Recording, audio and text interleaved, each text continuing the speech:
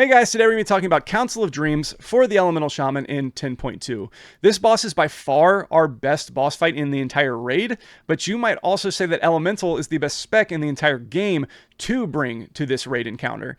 It plays perfectly into our tier set, and we are extremely good at 3-target spread cleave like this. We're able to get our flame shocks out on all of those targets. We're able to use our Primordial Wave, get a ton of lava bursts out, quickly reduce the cooldown of Primordial Wave, and then start the whole process again. So a ton of lava bursts all over the place.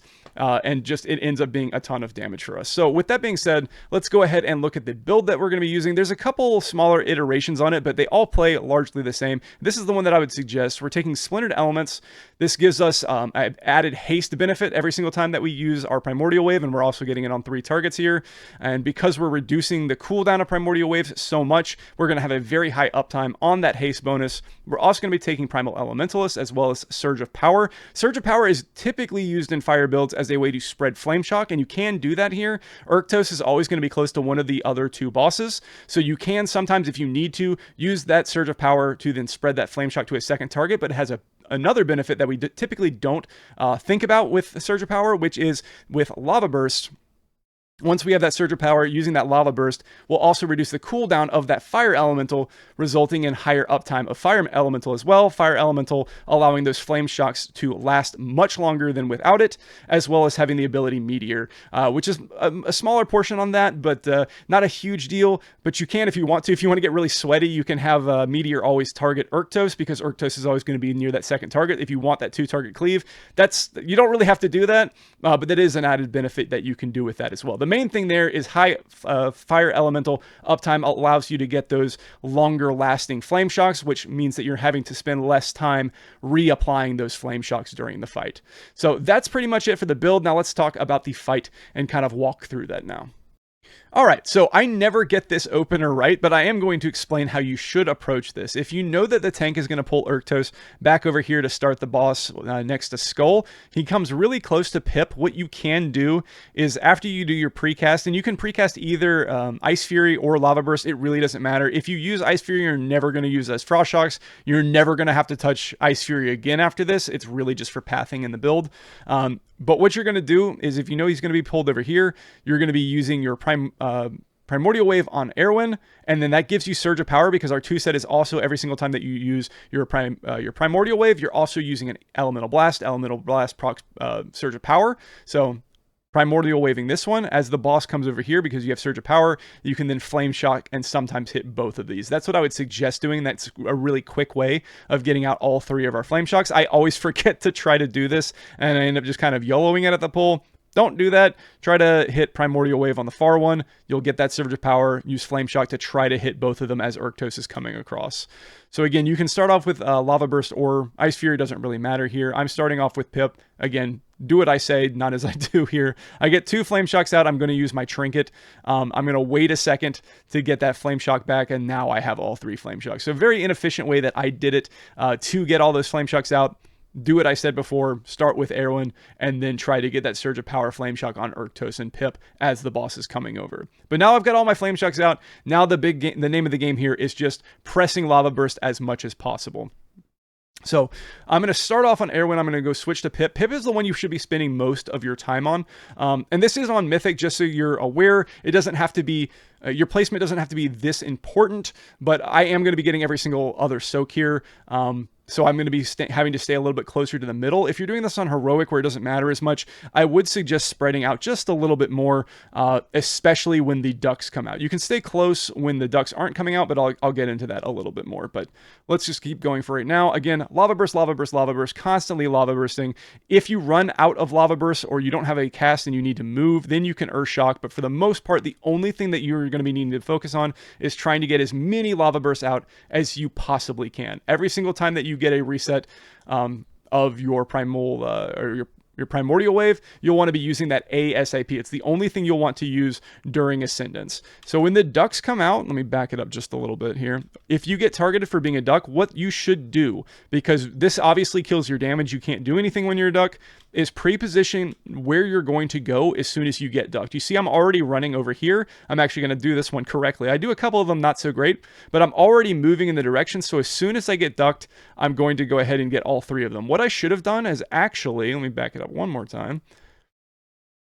What I should have done is maybe move to about right here on the fight here, and then use your active ability that you're 1. It throws you forward, but it also gives you movement speed afterward. You see how slow I'm moving through here. If I'd had that movement speed and just kind of propelled myself towards it, I would have cleared that much quicker. So we're trying to get through that as quickly as possible, so that we can get back to blasting the boss. That should be our primal, your primary concern here.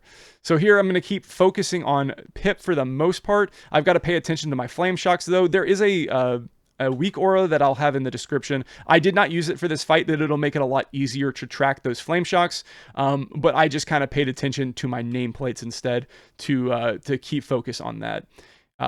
What I should have done right there is use my fire elemental before getting out my primordial wave, just so I can get those flame shocks at a higher duration, but also every single time that you proc Ascendance like I just did, it will also reset the duration of those flame shocks. So I was able to get that with Ascendance. And your damage is going to be largely tied to how many Ascendance procs you get.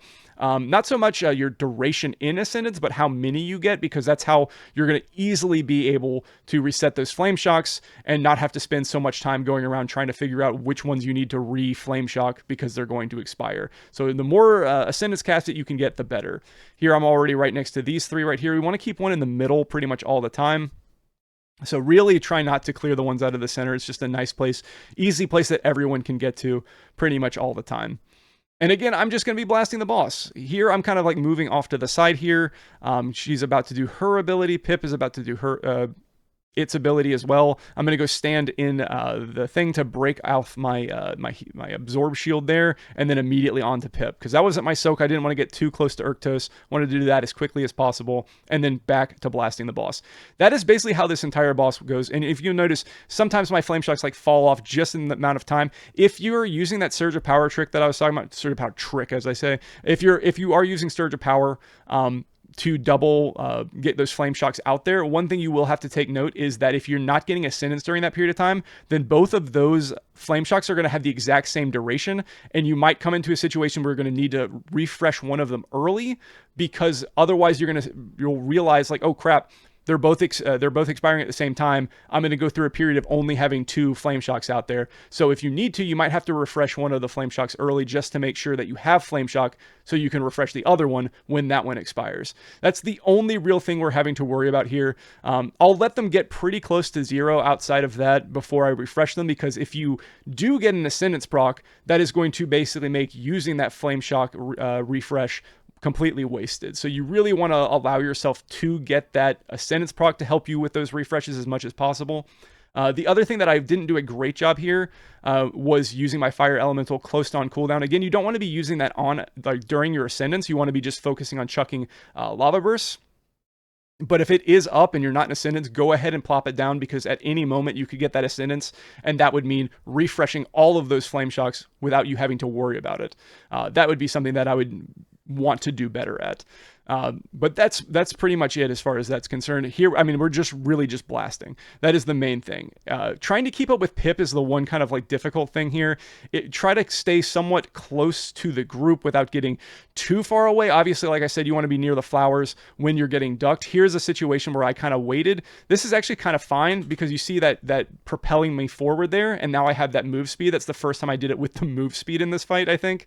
And that's way easier. So you kind of want to propel yourself towards it, get the move speed, get all 3 of them cleared, and then go right back to blasting. It can really destroy your damage if you don't have that set up properly. And I do have one that I don't set up properly, but it's the only way I could have done it.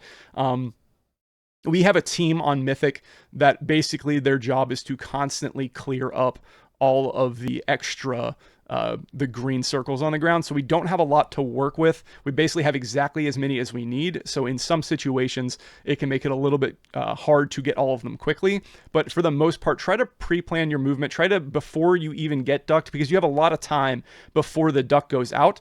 to kind of get a sense of where you are, because it takes a long time to start casting.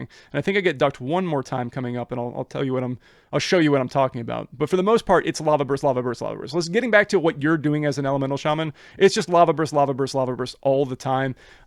Make sure you're paying attention to other mechanics. The other thing is when you're paying so much attention to Pip, make sure you don't forget where Urktos is, and he just comes barreling through you, especially on Mythic. If you get hit twice in a row by his charge, you will die. And if all your focus is just on Pip, you might end up in a situation where the boss ends up running through you and you had already done your soak. So make sure that's not something that happens. Keep in mind where the other boss is here. So here I did get ducked, and I didn't have a good place to go. I had to go out to the side first and then run all the way across to get 2 more. And as you can see, there's not a whole lot left anyway.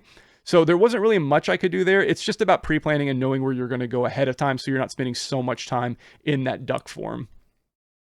But again, that's pretty much the entire fight. We're going to kind of like wind it down here as the bosses are about to die. The big thing here, I could have done a lot more damage if I had gotten better either uptime on Ascendance, getting more of those procs, as well as I didn't get any PIs or anything like that. I was not really focused on for externals. If you're that kind of person that really cares about those things, I would actually vocalize like, hey, this is like really, really good for elemental. I should be getting PI. If you want to be that person, go for it. I'm never that person when it comes to asking for externals or for prescience or PI or anything like that. But we are extremely good targets for PI on this fight. So that's pretty much it. The big things to take away here is lava burst, lava burst, lava burst, lava burst. Really watch your flame shock timings. I will have a weak aura in the description that's a little bit better than this one specifically for this fight, which will allow you to keep track of the timings. So I'll have a link to that as well. Hopefully this was helpful. Again, don't worry about Ice Sphere. I know it's in the build. I didn't really talk too much about it. I know that it's in the build. You don't ever have to touch it if you don't want to. It's mainly for pathing through the talents. Keep the Fire Elemental on cooldown. Don't use it during Ascendance, obviously, but pretty much any time that it comes up, use it so that when you get those flame shock resets from your Ascendance, they're not the nice big juicy flame shocks instead of just the short duration ones. But the big thing here, lava burst, lava burst, lava burst, use that primordial wave and you're going to be just fine for this boss. And then also just making sure that you're paying attention to your positioning. Make sure you're close enough to those blooms as they come out when you're about to get ducked so you can quickly pick your 3, get it cleared, and go right back to blasting the boss. So that's pretty much it, guys. I hope you enjoyed the video. If you did, please give it a thumbs up. Let me know if it was helpful in the comments. I also stream at Twitch at twitch.tv/Ridmark. So if you're interested in that, feel free to give me a follow there. I also have a Discord if you have any questions for me and would prefer to ask me there. I can get those a little bit more directly than on YouTube sometimes, just because of the fact that YouTube sometimes just doesn't alert me when I get new comments and such. So if you have a burning question that you feel like you need to answer, feel free to reach me out in my Discord as well. Other than that, guys, I hope you have a good one, and I will see you in the next video.